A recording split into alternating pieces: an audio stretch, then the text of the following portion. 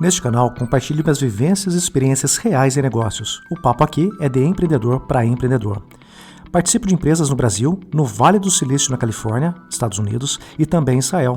E trago assuntos relacionados à inovação, disrupção, empreendedorismo, dicas e sacadas para você implementar no seu negócio hoje mesmo. Inscreva-se no canal e receba em primeira mão o nosso conteúdo. O que é a internacionalização da startup? A internacionalização da startup nada mais é do que pegar a estrutura societária que ela existe no Brasil e trazer ela para fora do Brasil. Seja aqui nos Estados Unidos, existem formas de fazer isso, de novo, até por uma questão fiscal, às vezes não é feita nos Estados Unidos, ou seja, em outras jurisdições. Normalmente, jurisdições regradas pelo direito de common law, e não o direito civil, que é o direito que a gente usa no Brasil. Então, nada mais é isso, ou seja, a companhia continua operando no Brasil, mas a parte societária dela, de controle de governança e aonde o investidor vai colocar o dinheiro, ela é fora no Brasil. E quais são os motivos de você fazer essa internacionalização? E aí é onde os escritórios americanos entram com o know-how de fazer isso basicamente todo dia. Primeiro, é mais raro numa startup, é você fazer isso por uma questão operacional. Então, às vezes, você tem companhias que estão começando que elas querem desbravar outros mercados, seja na América Latina, seja aqui fora. Por que ela é mais rara no conceito de uma startup? Porque uma startup, por definição, normalmente é uma companhia que está começando, tem menos dinheiro, por que ela vai desbravar um mercado que ela não tem porta de entrada, quando ela está querendo criar uma solução para o mercado local que ela está? Então, esse é o momento mais raro da internacionalização, que tende a acontecer em companhias mais maduras, com um capital mais forte. Normalmente, companhias que estão aí no âmbito, se vocês se lembram das letras que eu falei dos financings, você está falando aí de uma companhia que já está fazendo o seu Series B ou o seu Series C, ou seja, cheques bem maiores, uma companhia mais robusta, ela vai crescer dessa forma. A grande razão de você fazer a internacionalização é para ter acesso a capital que de outra forma você não teria. Por quê?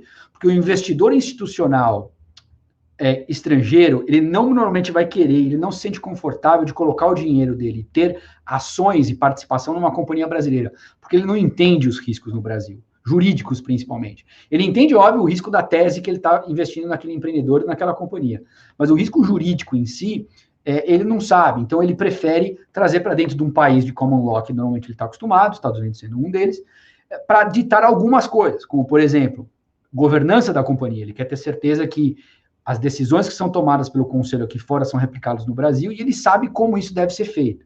Então, a questão de governança é uma questão crucial. A outra questão é certeza da interpretação da forma que esses contratos vão ser interpretados. Então, no Brasil, a gente tem, e os advogados que trabalham na área de contencioso civil sabem disso muito melhor do que eu, né? Você tem, na hora que você coloca uma lide e ela fica no âmbito judicial, você tem aí uma certa, tendência para onde vai a decisão, mas muitas vezes a certeza ela é muito menor por questões que a gente tem no Brasil, de número de recursos, entendimentos, que as coisas mudam, etc. Aqui, como é um país de common law em que as decisões e as interpretações são construídas ao longo do tempo, conforme decisões judiciais, a certeza da interpretação contratual, normalmente ela é um pouco mais consolidada. Outra razão é isolamento de contingências e riscos. Então, se você é um investidor de uma companhia aqui fora, e essa companhia tem investimento no Brasil, se existe uma contingência trabalhista ou fiscal no Brasil, a chance disso respingar no acionista direto, ela pode até existir no Brasil, mas esse acionista direto, que é essa controladora da internacionalização, não tem nenhum ativo no Brasil, né? Então, a chance disso respingar nesse investidor que está 2 níveis acima é muito menor do que se esse investidor te constar lá, vamos dizer, no contrato social dessa limitada, como um cotista dessa companhia, em que amanhã um juiz trabalhista ou o fisco brasileiro pode falar, não, se essa pessoa tem participação, eu vou querer fazer uma penhora online, ou eu vou querer fazer algum tipo de restrição com relação às ações ou os ativos que esse investidor possa ter. Outra questão, que a gente é mundialmente conhecido no Brasil por isso, é uma questão de morosidade contenciosa, ou seja, na hora que entra dentro do sistema judiciário brasileiro, tende a demorar devido ao nosso sistema de recursos existentes no Brasil. E a outra é uma questão de saída. Se você tem uma estrutura fora do Brasil, como existe uma certa...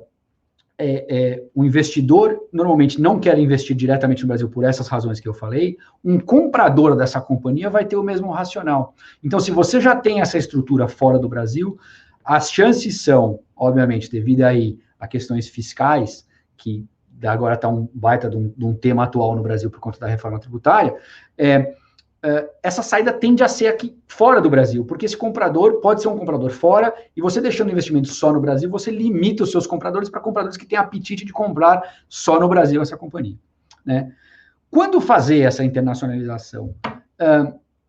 Basicamente aqui é uma análise de custo e benefício. Existem fundos de investimento, que normalmente são até fundos no Brasil, que exigem que para aquela companhia receber o dinheiro desse fundo, eles precisam estar com uma estrutura fora do Brasil. Então, mesmo companhias, André, que você falou do SAFE e do Convertible Note, é muito comum você ter companhias, existem grandes fundos de investimento muito conhecidos no mercado, que eles falam, tá aqui, eu vou colocar X milhões ou X mil dólares, só que você tem que ter essa estrutura fora do Brasil, seja nos Estados Unidos, seja em outra jurisdição de common law. Uma razão que às vezes a gente escuta muito o empreendedor de primeira viagem falar, André, eu tenho um amigo, principalmente os que estão dentro das incubadoras e estão dentro das, né, fomentam esse tipo de discussão. Eu tenho um outro empreendedor amigo meu que ele já está com uma estrutura nas Ilhas Caimã, eu já quero colocar lá. Aí quando você vai perguntar por que você está querendo fazer? Porque um outro empreendedor amigo meu fez. Aí quando você vai destrinchando a razão e o custo envolvido nisso, você fala, olha, vamos fazer isso. E aí é o ponto que eu estava falando, até para responder a pergunta do professor. Às vezes começa no Brasil pequeno, e aí se você for exigido ou já quiser se preparar, você vai para fora porque você está salvando dinheiro da sua própria companhia, né? Então, a exigência de investidores, o custo-benefício de fazer, e aí os potenciais problemas com essa internacionalização, e esse é o tema do momento agora, porque o Brasil está discutindo uma reforma tributária nesse momento, as questões de estruturas versus tributação, seja no momento do investimento, seja no momento da saída. Normalmente, as estruturas aqui fora tendem a ser, exceto se a companhia, obviamente, opera nos Estados Unidos, normalmente, porque aí, obviamente, ela fica sujeita, por definição, a imposto americano, mas ela tende a ser feita de uma forma neutra para efeitos fiscais aqui fora.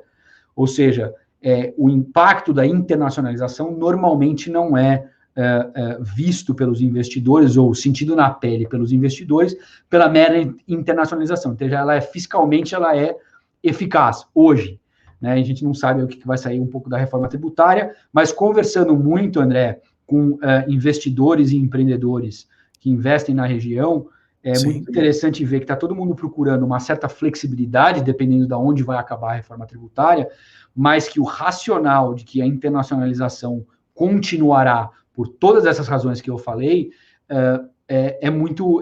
a chance disso acontecer é muito alta. Por quê? Porque vai cair na mão dos advogados, contadores e especialistas fiscais de usar estruturas que mantenham essa internacionalização, mas com impacto fiscal menor para as pessoas envolvidas, seja os investidores, seja os próprios empreendedores no Brasil, ou em qualquer outro lugar do mundo que invistam dentro desse ecossistema que a gente tem no Brasil. Esses eram os pontos que eu ia falar sobre hoje. Eu tenho um último slide para mostrar que é a estrutura mais tradicional que a gente vê hoje com a internacionalização, ou seja, você tem uma holding, que é a companhia onde todo mundo investe nas Ilhas Caimã, e aí aqui eu sei que existe um certo preconceito com esse país em específico, por ter um regime de tributação privilegiado, e infelizmente no Brasil, por ele ser conectado com coisas que não são coisas tão legais para to say the least, vamos dizer assim. Então, mas são estruturas que normalmente são usadas. Essa companhia normalmente tem uma empresa aqui nos Estados Unidos, e a mera razão desse sanduíche é porque normalmente é um custo menor para você abrir essa empresa nos Estados Unidos inicialmente.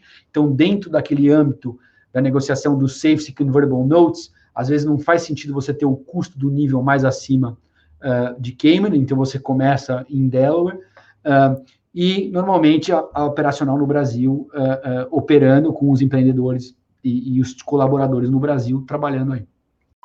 Neste canal, compartilhe as vivências e experiências reais em negócios. O papo aqui é de empreendedor para empreendedor.